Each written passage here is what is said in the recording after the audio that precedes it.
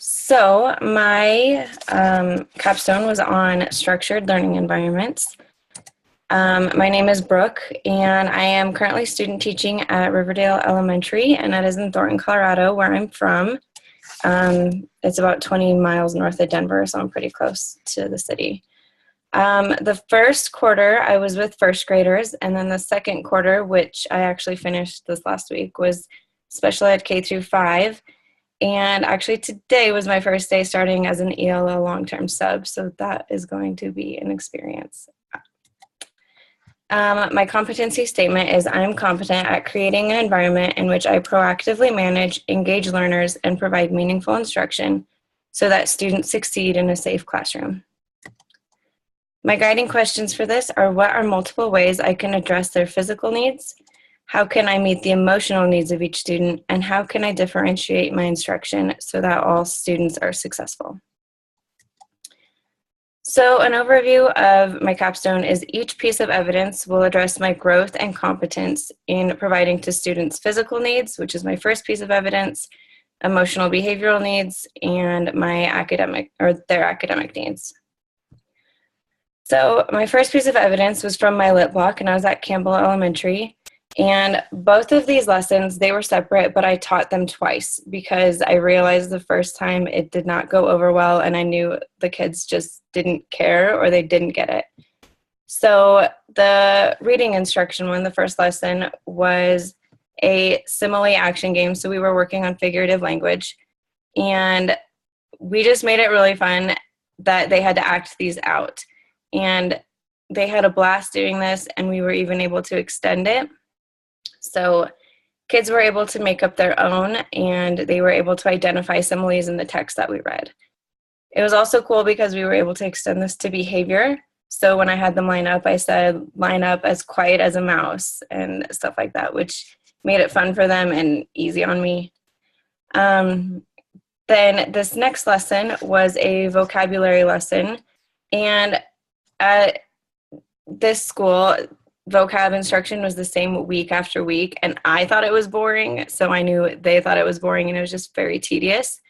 So I got this game actually from a friend who was going through student teaching at the time, and it is basically where they have to either give me a definition of a word, and they're grouped as teams. So they would give me a definition or give me the word, and then they would get a cup if they got that correct. And at the end of the vocab lesson, they were able to stack a tower, and whoever got the highest tower won bragging rights. I should have had a better reward, but that's what I did for that. And I made it a lot more fun and engaging for them. My next piece of evidence is from tutoring, and I did this last spring. So my kiddo was struggling with some behavior, and we were falling behind on lesson plans. And I was freaking out because I was on lesson 5 while my peers who were also tutoring were on lesson 12. The reason I think this happened is because she abused breaks and always wanted them, and I really didn't have a system in place to where she can earn them. So I found this behavior app, which is called iRewards, and it's just on the iPad. And she was able to earn points for paying attention, showing respect to me and herself, finishing her work, and being friendly. And after she had about 20 points, she was able to cash it in for a 5-minute break, which was usually on my iPad. This schedule on the left side was just a way for her to have that structure and routine.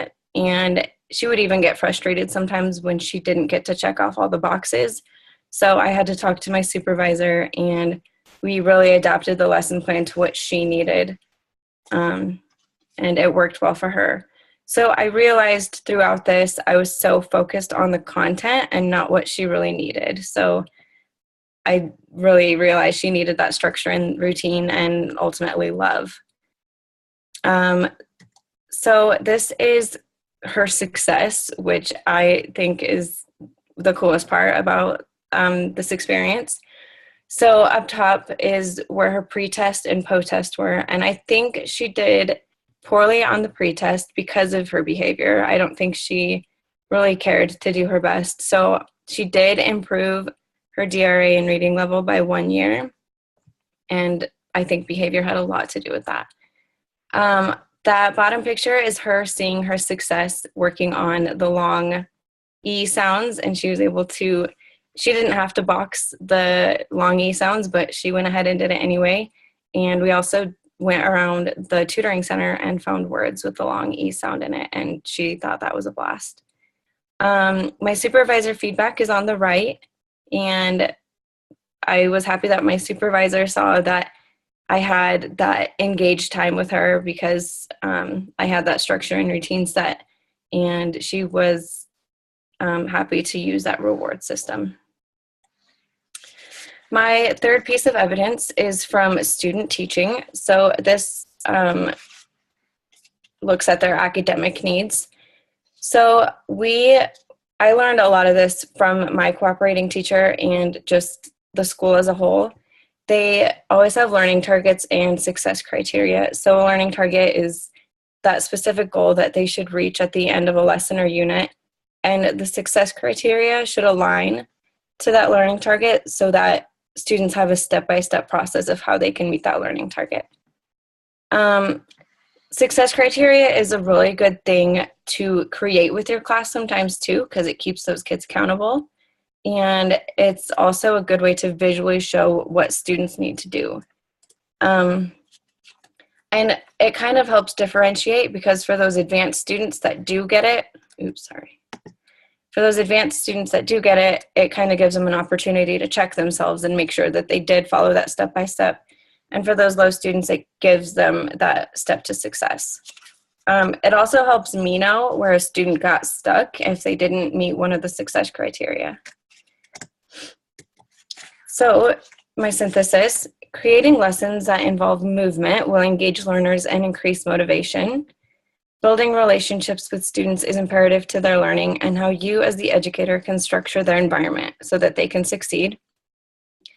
Differentiating for all learners during instruction is challenging, so providing students with a step-by-step of how to be successful will not only increase academic achievement, but also motivation, accountability, and other emotional factors. And physical, emotional, and academic needs correlate and can create a safe and successful classroom. So what I've learned throughout my education is that students' physical, emotional, and academic needs all tie together, and getting to know your students is the only way to successfully tailor that instruction to their needs. So understanding one of their needs will also lead to information on how to respond to another. I will continue to build relationships with my students so that I know what to include in my instruction and everyday interactions with them, so that they can succeed and take academic risks in a safe environment. And that is it. Are there any questions? Okay, so can you go back to your evidence 3? Yes. So I'm just curious. You know, you always learn what different districts do, different states do. So the success criteria, did you have to do that as a teacher, or were those kind of laid out for you? No, you mean like, are they part of the curriculum and lesson plan? Yeah.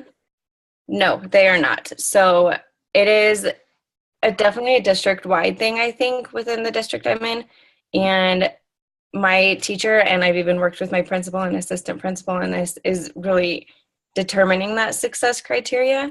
And when I was in my special ed practicum, it's even more challenging since that's even more individualized.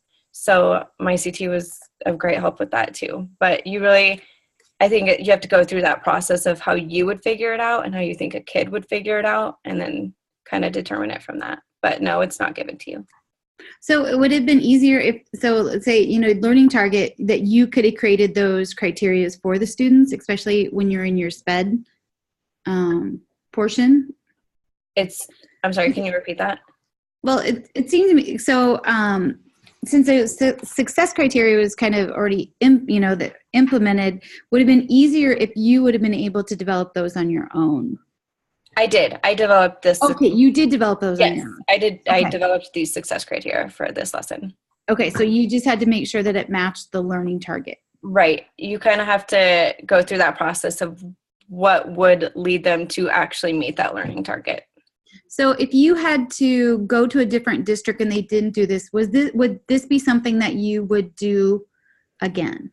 Yes, absolutely. I think it really helped me know.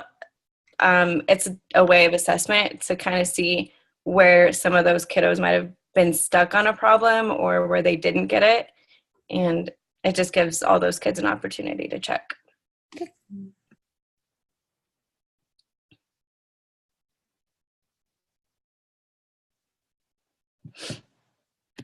Brooke, I tried really hard to think of a question, but I don't have one. Okay. I was like, okay. That's right. Okay, so yay, you're done. Okay. Yay. So you can stop sharing your screen and I'm going to stop recording. And then